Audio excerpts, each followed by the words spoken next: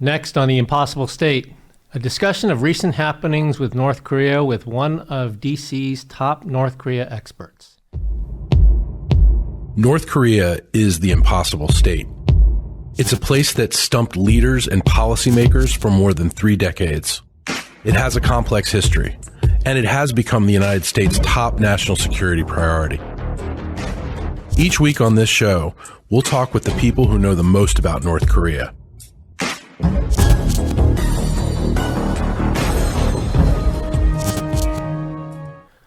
Welcome, everyone, to another episode of the Impossible State podcast. My name is Victor Cha, Senior Vice President for Asia and Korea Chair at CSIS, Professor at Georgetown.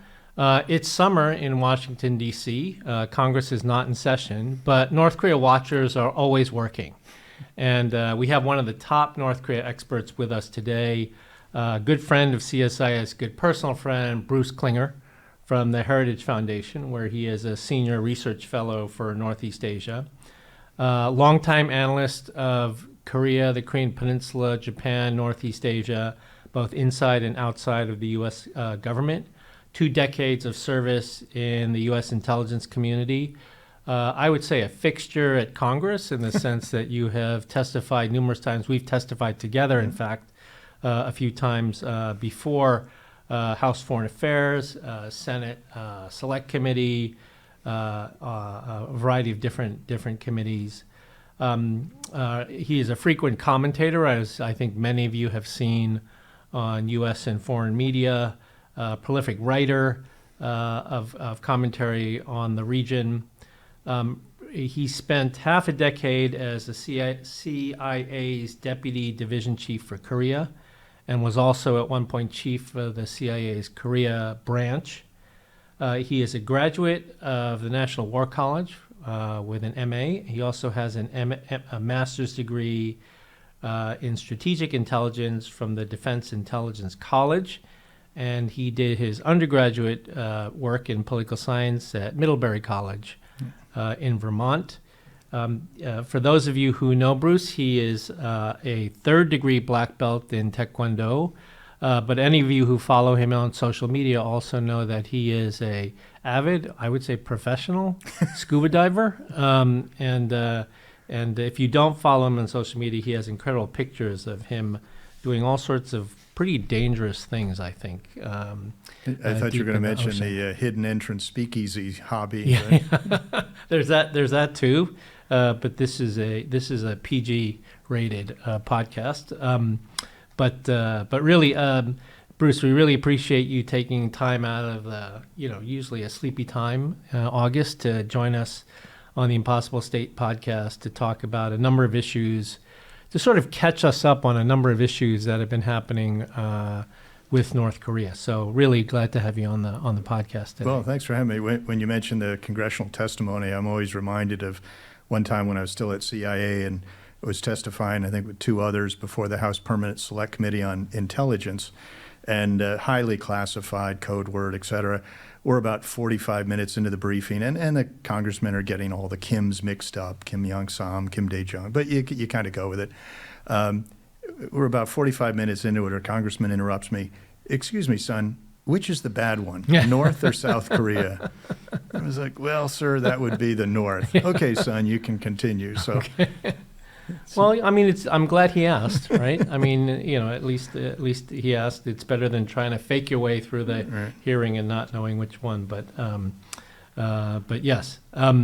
Anyway, I mean, that is part of what you do, is you inform both the elite, policy elite, and the general public about this very difficult and challenging topic for U.S. national security and foreign policy. And so I thought there would be nothing better than to have somebody like you talk about a number of things that have been happening over the past few weeks and months with regard to North Korea. I think, over the last 2 weeks, everybody's been watching the Olympics in Paris, but North Korea's been pretty busy during this time as well.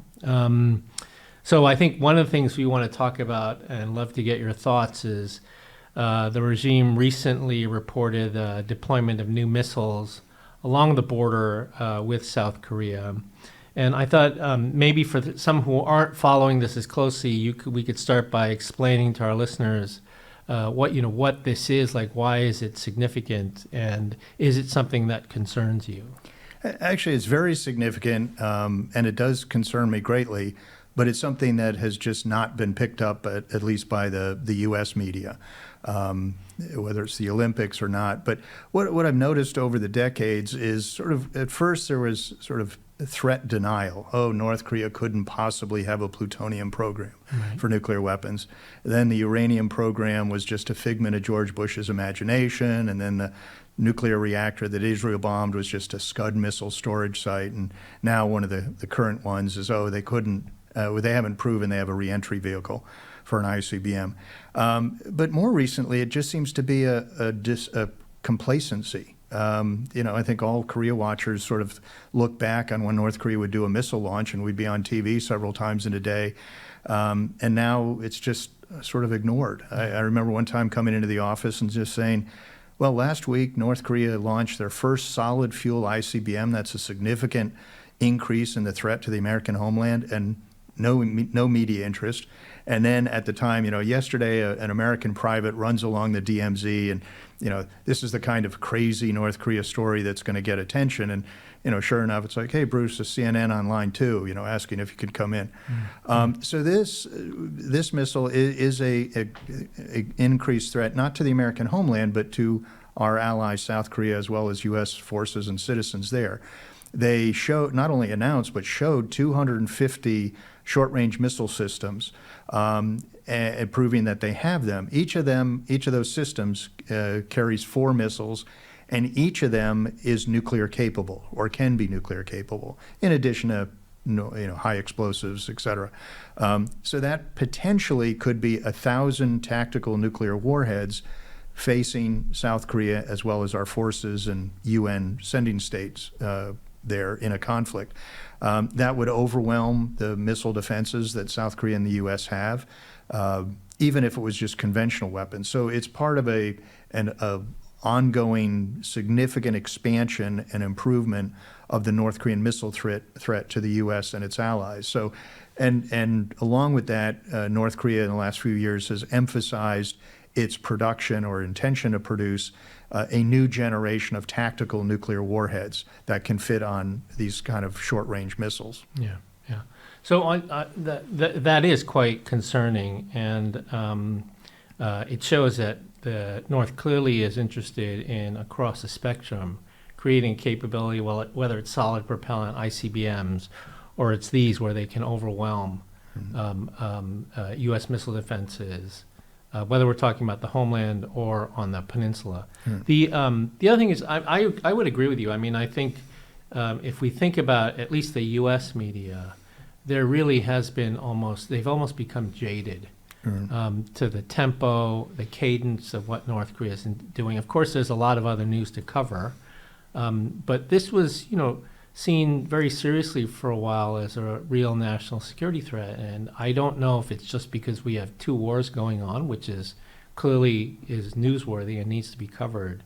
But in the meantime, North Korea is literally flying under the radar as they're doing more, as they're showing more and more capability, right? That you can't, like I remember in the past, the response would always be, as you said, well, we don't know if they've done that really, or they still have a long way to go in terms of other elements. It's not just your launch capability, but it's reentry, all these other things. And now, we don't even have that conversation anymore. Yeah, I think it's several factors. I mean, in the last several years, it's been a number of big issues. The U.S. election, the January 6th, COVID, the China, Ukraine, et cetera. So there are, sort of shinier baubles to focus on. Also, it's now North Korea doing so many launches or so many rollout of new missiles that it's become common, a common occurrence. In the past, when it was like, a missile launch, that's unusual or not very frequent, so there'd be a lot of focus on it. Now there's so many that it's almost like, which one is this? I can't keep all of them straight. Is this a new one or a different one? And it's just so frequent that we're just getting used to it. And then it's also just there. I think there's a a pessimism about achieving success with North Korea. In the past, the debate, as you well know, is it always devolved into a false binary, sanctions versus diplomacy, when of course you need both along with a lot of other instruments of national power. And then it kind of got to the point where it's like, well, nothing will work, but my way would have worked. No, my way would have worked. Now there's almost a collective shrug of the shoulders, throwing your hands up in the air of, well, nothing's going to work. What can we do about it? Especially when they haven't had any kind of willingness to talk to us for close on 5 years now. Yeah.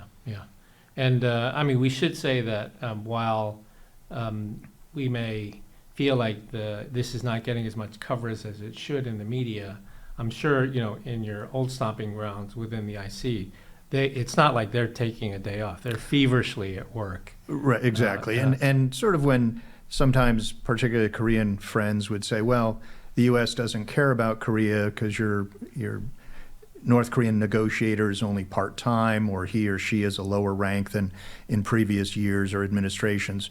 And it's like, well, if North Korea ever said they were willing to talk, it would get elevated very quickly. Or if they ask, does the president, any president, sort of wake up thinking about North Korea? And it's like, well, no, because, he has a lot on his mind. But there are people in the intelligence community and the military at the Pentagon and Indo-PACOM and USFK, who are living, breathing, eating this stuff 24/7. So it certainly is not being ignored. But, at the higher levels, it's not being focused on because there's so many other things on their plate. But if North Korea were to do something good or bad, it would quickly get elevated to a presidential level. Yeah. And obviously, and that's where the real work is being done.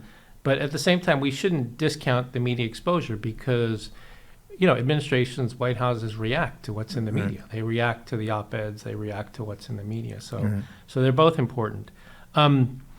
If you were sort of thinking about how the U.S.-ROC alliance should respond to this new deployment, is there anything specific that you think makes sense? Or, clearly the reaction has always been to strengthen bilateral, trilateral, but just your thoughts on what's the appropriate response to this? Well, unfortunately, there's no magic Rubik's Cube combination of if we did this, North Korea would give up the weapons or would feel that they couldn't possibly win a conflict. So there's sort of that unsatisfying more of the same, maybe up the gain on sanctions or military deterrence. On the military side, deterrence, the final decision is always in the hands or the mind of your opponent. You don't know what it takes to deter them and whether the things you've done was what deterred them or if they had no intention of doing something. Right. And then there's also the danger of, if you go too far, either in your rhetoric or your actions, particularly actions very close to the demilitarized zone, does that trigger the response or the conflict that you didn't want? So, I think it's good that we're not doing a, military exercise in response to every single missile launch or action. We want to get out of that, tit for tat kind of response and instead just have a sustained, robust, bilateral, trilateral military exercise program as we've had the last few years, not necessarily having to fly bombers every time North Korea does a short-range missile launch. So, we're in a good place right now. As kind of what I've often said is to sort of misquote Charles Dickens, it's the worst of times, but it's the best of times in responding to them, in that the North Korean and Chinese threats have gotten a lot worse, but especially the trilateral cooperation and actions by each of the three countries really has been superb in addressing those threats. So, we need to keep the shield up, keep the sword sharpened, and experts can debate, which gadgets or weapons or number of ammo stocks we need.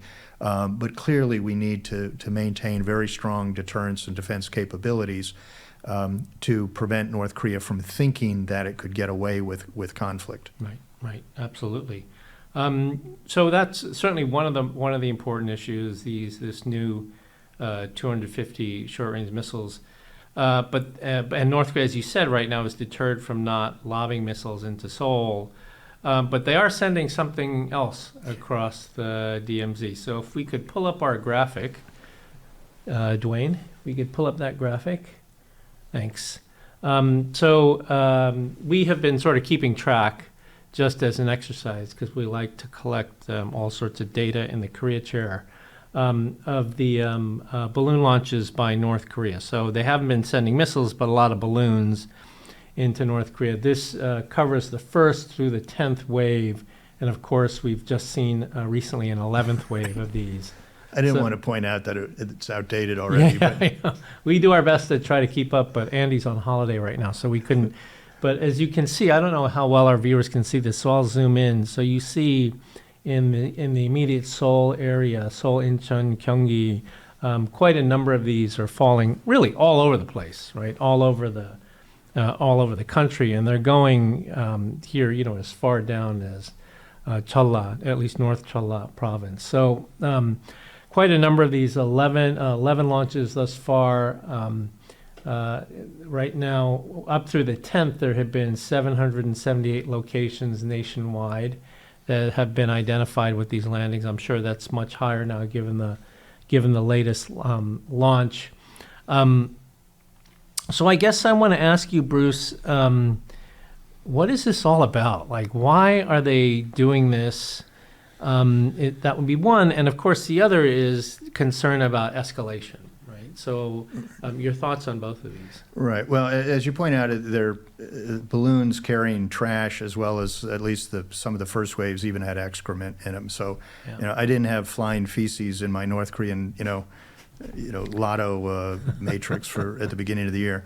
I think probably the initial reason for it was responding to the periodic South Korean non-government organizations sending balloons to the north, which have information about North Korea and South Korea and the outside world on flash drives.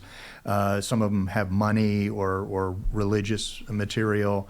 And the thumb drives aren't necessarily of North Korea is a terrible nation propaganda. Some of them are just South Korean soap operas or movies or films, which actually North Korean escapees have often said that really sort of opened their mind to what the outside world was like, and therefore how much the regime had been lying to them. So even things like South Korean soap opera showing traffic jams where it's like, wow, people have cars. Right. Or a kitchen, right? Or a kitchen. Or rebellious teenagers where, going against an authoritarian figure, which could be the great leader. So I think North Korea, especially their statements, were initially pretty clear that it was a response to those, and we will continue doing this and even more if you don't stop those balloons. And just to be clear, so for our viewers, these balloon launches they were suspended for a while, right, and then they've restarted? Right. So the balloon launches have been going on for quite some time, but during the Moon Jae-in administration, the previous more progressive administration in South Korea, North Korea had basically said, stop it. And the Moon administration said, yeah, okay, we'll accommodate your request, we'll appease you. And they even had legislation passed in the National Assembly, which, criminalized it. Yeah. And so, it impeded to some degree the NGOs, but then some were still like, well, we're going to sneak around and try to launch these balloons when the winds are more northerly and evade the police enforcement. The South Korean Supreme Court or Constitutional Court ruled that legislation was an unconstitutional impingement on freedom of speech and freedom of expression, so they rescinded it. And the Yoon administration, the current administration, is clearly more in favor of criticizing North Korea for its human rights violations. It's isolating the citizenry off from the outside world. So, but I think initially Kim Yo-jong, Kim Jong-un's sister, and others made it clear that they would hold off if the South Korean government agreed to do that, which the government said it can't. Now that said, there are residents in South Korea near where often the balloons are launched from that are fearful of some kind of North Korea military action shelling the area as they have done in the past. So they may be more in favor of curtailing those balloons. But as the balloons have continued, it's clearly far greater number than the South Korean balloons going north. So we're kind of puzzled by, is it just continuing in that same trend of trying to get the South Korean government to work against it, or is it also trying to have a broader reach of getting the South Korean citizens to advocate to their own government for South Korea to stop the balloons, to stop the North Korean balloons? Because they're not only inconvenienced by this trash and excrement raining down on them, but they also could be concerned that maybe the next time they're not carrying trash, they're carrying biological or chemical warfare agents, maybe explosives. Would North Korea, go to the next level? There have been some fires started by these North Korean balloons, not because they're explosives, but they just have small explosive charges to disperse the trash, just as sometimes they're explosive small charges to disperse propaganda pamphlets when they're going north. And if they land on the ground and then explode, then it can cause fires, not large ones so far. So maybe they're trying to not only send a message to the South Korean government, but also to the citizens to kind of band together to build a bow wave of resistance or advocacy for curtailing the South Korean balloons. How has the Yin government responded to this? I mean, so clearly you don't want to shoot these things down because you don't know what's inside of them. Right. And like you said, there could be white powder. There could be something in there that you're just not, you don't feel comfortable sort of taking. But how have they responded thus far? Well, they've said that they can't impede the NGOs because of the Constitutional Court ruling, and they don't want to do what they criticize the Moon administration for, which is accommodating North Korean demands. So they don't want to curtail the balloons going north, but they're also concerned about, perhaps a military threat, or if drones are again come down with something, stronger. In a way, they're stymied. They don't want to look soft. But then they don't want to shoot these things down because you never know sort of the inadvertent risk of, your own shells coming down on your own soil amongst your own citizenry. Right, but it does raise the specter of it. I mean, this is sort of the classic kind of gray zone, right? Coercive measure. But like you said, it does raise the specter of so these are balloons, but what if they send a whole bunch of small drones across? Even there, there's probably an important decision about whether you shoot those things down or try to neutralize them, because you don't know what might happen if you did something like that. But it does sort of, I guess the question is, has this really raised in the minds of national security planners, other ways that North Korea could disrupt the lives of South Koreans? I mean, apparently in some cases they had to stop some flights out of Incheon Airport because of these balloons, and we know that they're making lots of drones, right? They've sent some experimental ones in the past, but imagine if they sent a fleet of drones across, or even just not all the way to Cholla province, but if they just hovered them around. That would create a real dilemma for the South Korean government. Right. Well, a year or maybe two ago, they did send drones even over the presidential complex in Seoul, and that caused a great concern in South Korea of what if they had been not just for reconnaissance but with explosives, and even caused Seoul to create a cyber command or a drone command. So yeah, it does raise, if you have a conflict, we all tend to think of artillery and tanks and missiles and nuclear weapons, but North Korea would likely do a lot of other things, particularly cyber. People tend to think of, well, if North Korea can't even keep the lights on at night, if you've seen the very famous nighttime satellite imagery where China, Japan, and South Korea are ablaze with lights, and North Korea is dark. But North Korea is one of the top 4 nations with cyber capabilities. They've gotten into highly classified U.S. and South Korean systems. They've even gotten into infrastructure computer systems, and the South Korean intelligence service even warned that they had gotten into the system which controls the speed of trains in South Korea. So in a conflict or the run-up to a conflict, if you were to do all these cyber things, not only against military targets, but infrastructure, water treatment, oil pipelines, electricity, et cetera, and also drones and even balloons, if you start putting BCW on them or explosives, the disruptive impact that would have on the citizenry, which could even draw away military forces away from operations near the demilitarized zone back to dealing with potential threats, in the rear area. Or if you put little landmines on them, and then now you've got, quite a danger to the populace. Yeah.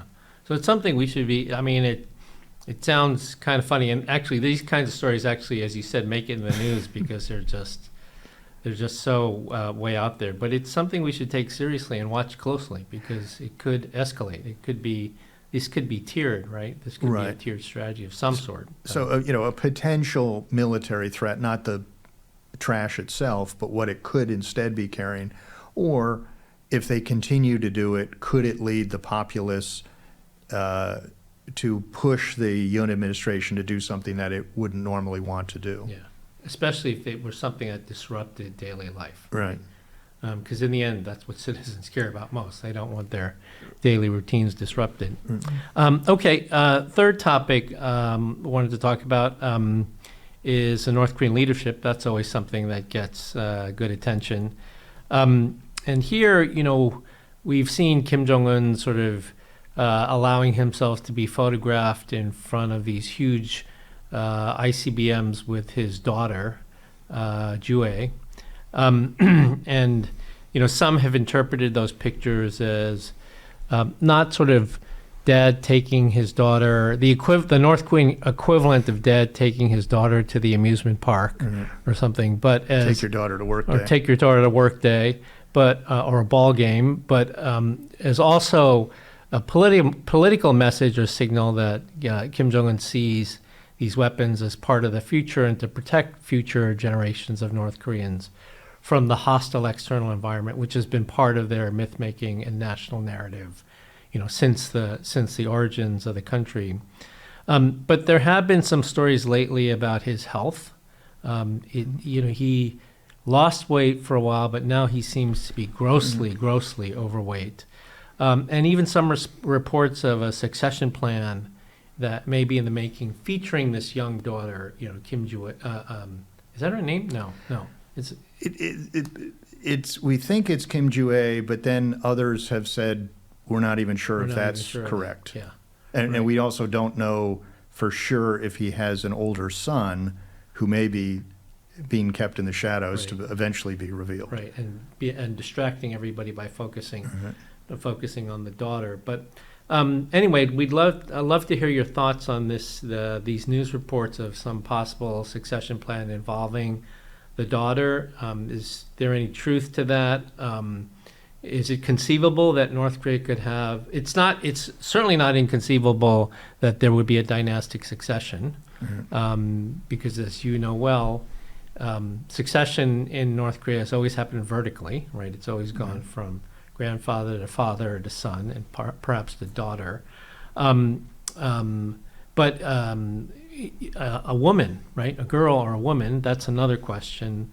So how do you see all this in terms of the palace politics of North Korea? Right. Well, every time there's an appearance of his daughter, or she gets a new title of respected general or respected daughter, or whatever, I think all of us get a lot of phone calls from Korean media. To be flipped for a moment, it's like, I don't know and I don't care. Yeah. What I mean by that is, a few years ago it was would his sister, also obviously a woman, could she possibly be selected as in a very male-dominated society? And now it's sort of switched to the daughter. My flippancy is sort of, we deal with the leader in front of the curtain today. So it could be the daughter. I think it may be a matter of timing. If Kim were to die tomorrow, I would think his sister would take over either in her own name or as a regent for the daughter. Right. And in the time that it took the daughter to grow up, maybe she had a little bit of an accident. I think succession in North Korea tends to be a blood sport. Like The Sopranos, right? Yeah.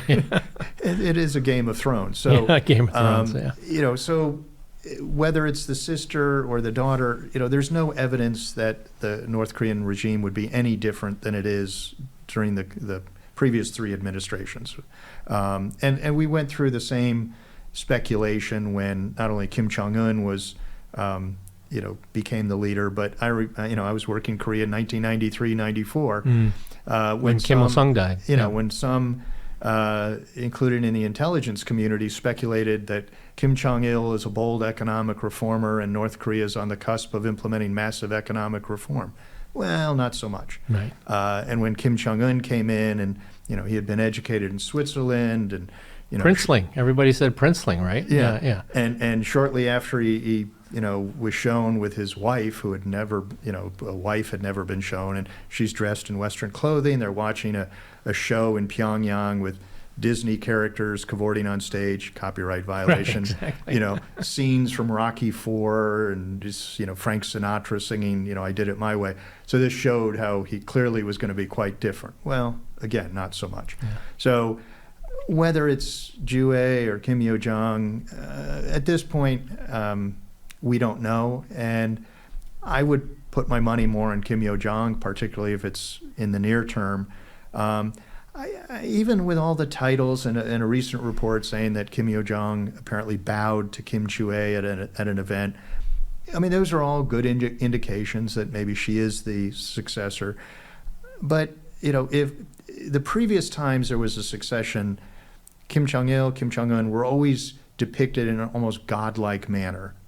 Kim Jong-il shot 13 holes in one on his first round of golf, and he could shoot, perfect bullseye with a pistol with each hand, etc.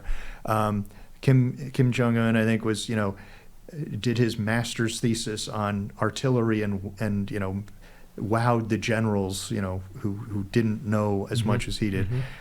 Kind of this cute little girl in her designer clothes hanging on daddy's arm doesn't seem to be the way they would normally do it. So I wonder if it is perhaps the older son, if he exists, that is being sort of kept in reserve or in shadow until he is of a more, intriguing age where he could, wow everyone with his brilliance and his strength. But again, I don't know, and in a way, I don't care. It's just whoever the leader is today. That said, anytime there is a succession in a nuclear-armed state, we get very nervous. Right. If it happens suddenly, everyone's going to go on red alert. They're going to raise the WatchCon and the DEFCON. They're going to be very nervous about who has control of nuclear weapons, and it very well could happen. We've if you see some of the photos of Kim Jong-un going around the countryside to show his benevolent, love for his people in response to the floods, you see him on the gunnel of a rubber inflated boat. It took about 4 North Koreans sitting on the other gunnel to to balance the boat, because he's 350 pounds and he's 5'6". So and his family and he, I think, have a history of diabetes and health conditions and heart conditions. Yeah. He could just be one chocolate wafer away from a heart attack. Yeah. And like you said, every transition in North Korea has been sudden, right? It's been through the sudden death of the leader. And so, it could happen suddenly again, and then we'd all be grasping in the dark to figure out what comes next. So, not a whole lot of transparency there. And fourth topic. So the one area in which arguably we've seen, from a North Korean perspective, a lot of success has been derivative of the war in Ukraine, and that has been this new relationship with Russia. If you think about it, Kim Jong-un was really in dire straits after he left Hanoi in 2019. Obviously, biggest diplomatic gambit in the history of the country, failed miserably. And then right after that, months later, going into COVID, the the COVID pandemic and for over 3 years, and then coming out of it and having this new relationship with Russia, largely based on Putin's need for ammunition, right? We released a piece recently looking at the Tumangan-Kasan railroad crossing around the time of the summit meetings between Kim and Putin, and the level of traffic on both sides. Based on the shape of the car, I didn't bring the slide with me, but based on the shape of the car, a lot of it looks like fuel of some sort. But this relationship really is in a completely different place than it was, even 5 years ago. So your thoughts on sort of the significance of this, how long lasting is it? Is this tactical or is it strategic? What does it mean for us, for the United States? Well, I think at first we thought it was very tactical and transitional, but as it's gone on, for some time, as the Ukraine war has gone on, perhaps it's becoming more strategic. It's clear that we know pretty well what's going from North Korea to Russia. So, I started in the intel community as an imagery analyst, so I love the work you and Joe Bermudez and others have done, documenting all of the shipments, both rail and by sea, that have been going, from North Korea to Russia. And, but also knowing from my imagery background, you can count the number of containers and rail cars, but you don't know what they're filled with or how full they are. Sure. So there are a lot of estimates of, this rail car could hold X number of 122 millimeter artillery shells or Y number of 152, or maybe they're not totally full. So we don't know, but I think some of the latest estimates coming from South Korea are, I think we're up to 4 million shells or maybe 5 million or whatever. So it's just an ever-growing number, as well as dozens of missiles. Now, there have been reports that some of the artillery, as well as even the recently produced missiles, have failed. They didn't reach their target. That said, there's a lot of them, so it certainly has had an impact on Ukraine operations. But we're not sure of what North Korea is getting in response. There have been a large number of delegations going from each country to the other, military and economic and financial. So, it could be economic, it could be cash on the barrel head, it could be oil and gas and agricultural products, or military, which is what we're most concerned about. And, I think it's unlikely that Russia would send weapons because they need them so desperately in Ukraine. So it's probably technology or blueprints, which we're not going to see on satellite imagery. You could email them, you could carry them in a briefcase. Some experts have kind of jumped to they could be the crown jewels, the nuclear warhead technology or blueprints, ICBM warheads, reentry vehicles. I think a number of the rest of us think that's probably too high a price to pay for even a lot of, very helpful to the Ukraine cause artillery and missiles. But what it could be is conventional weapon technology or production of conventional weaponry technology, submarines, nuclear-powered submarines, aircraft, ground forces, but perhaps shorter range missiles, all of which is also very concerning because any improvement of the North Korean threat to South Korea, Japan, or the U.S. is of great concern to us, as is the provision of all that ammo to Russia against Ukraine. So it is a big uncertainty as to what North Korea is getting, but it's not in our interests or our Asian or European allies' interests to have that relationship strengthening. So it is working against our interests, but there's really no way to interdict the shipments because obviously the ones going by rail you can't intercept, and even the ones going by ship we can't intercept, both because it's such a short travel from the North Korean port to the Russian port, and also all of the UN resolutions which have been passed were passed with the authority of what's called Chapter 7, Article 41, which does not give you the authority to interdict on the high seas ships that you think are carrying prohibited items, whether it's fuel or ammo or anything. So that's why in the past we've had sort of these very slow boat chases with a U.S. warship shadowing a North Korean freighter until it turned around and went home. Yeah, yeah. Well, I mean, and like you're saying, it's not likely that Putin's going to say, all right, give me some ammunition and I'll give you these nuclear warhead designs. Mm-hmm. But it's possible. I mean, nuclear propelled submarine technology is not out of the question, right? And that would be quite significant, though, right? If all of a sudden we had North Korean nuclear powered submarines cruising around, the East Sea or whoever knows where else. I mean, we could easily track them, but that requires resources and time that we need for other contingencies we have to worry about. Right, and Kim Jong-un in, what was it, January 2021, kind of gave a laundry list of, That's right, yeah. To-do list to his scientists, including a nuclear-powered submarine. Yeah. Now, North Korean subs are, right now they only have one missile-carrying submarine. And they're old, they're slow, they're noisy. So people just kind of dismiss them. Now, either they could get better, or the South Korean naval vessel Cheonan was sunk by a North Korean submarine.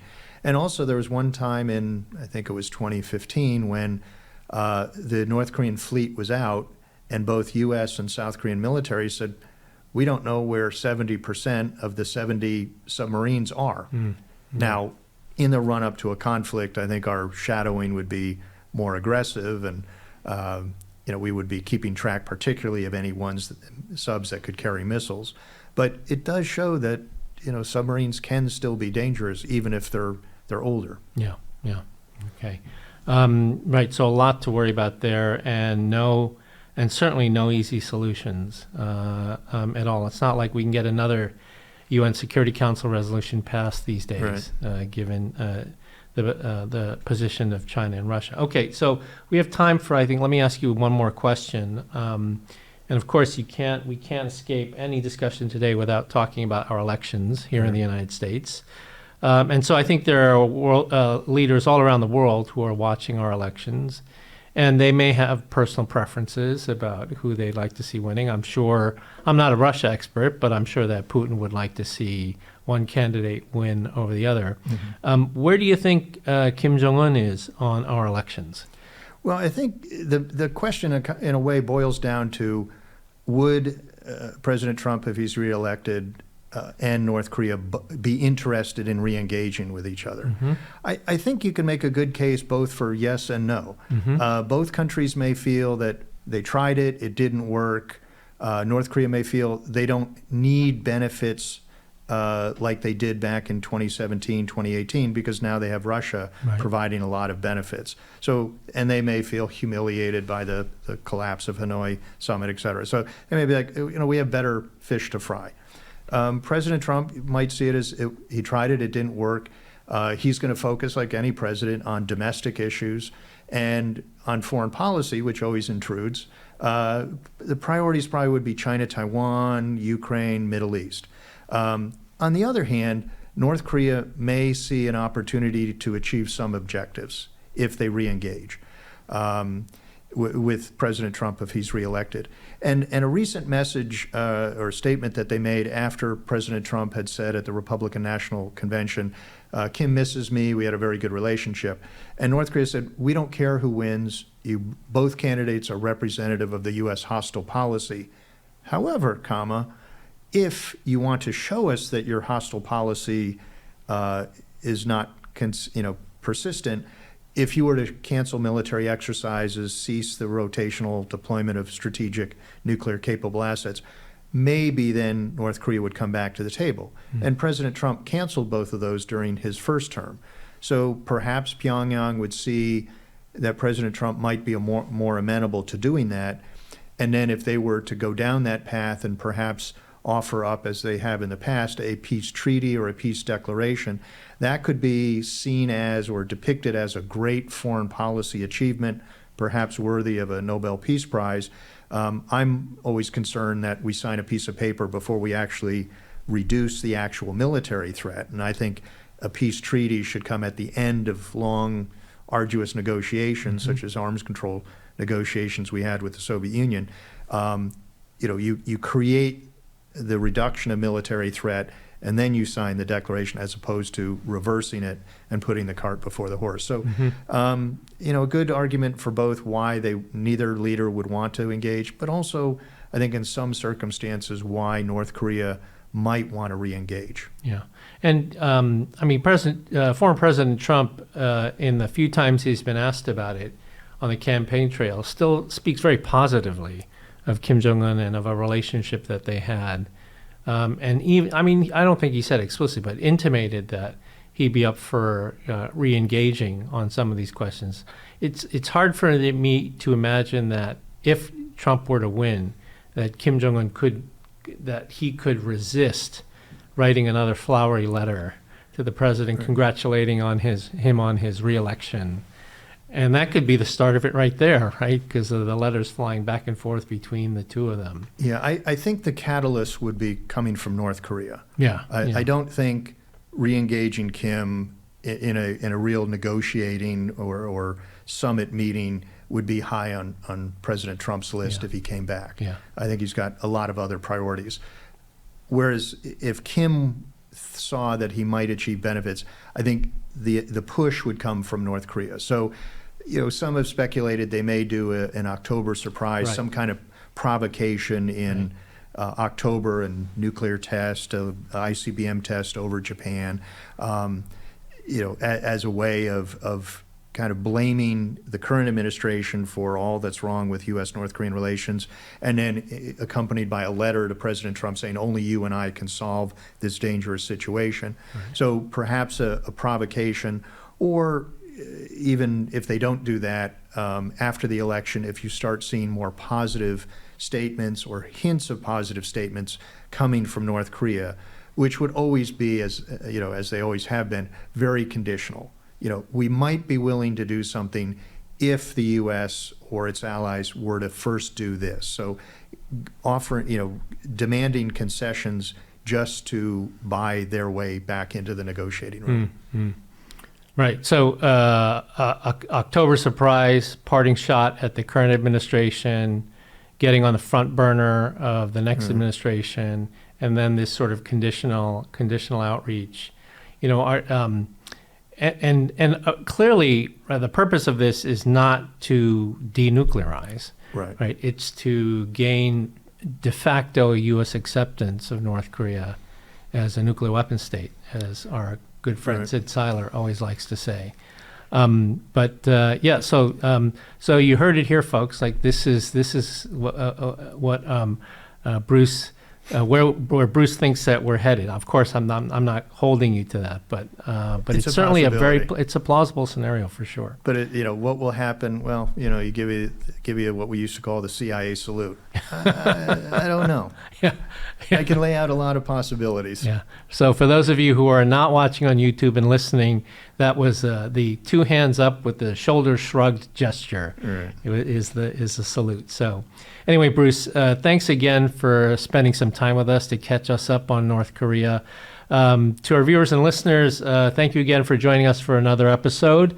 We'll be on summer break for the rest of August, but we'll be back with you in September with the next episode. So until then, enjoy the rest of the summer, and we'll see you in the fall.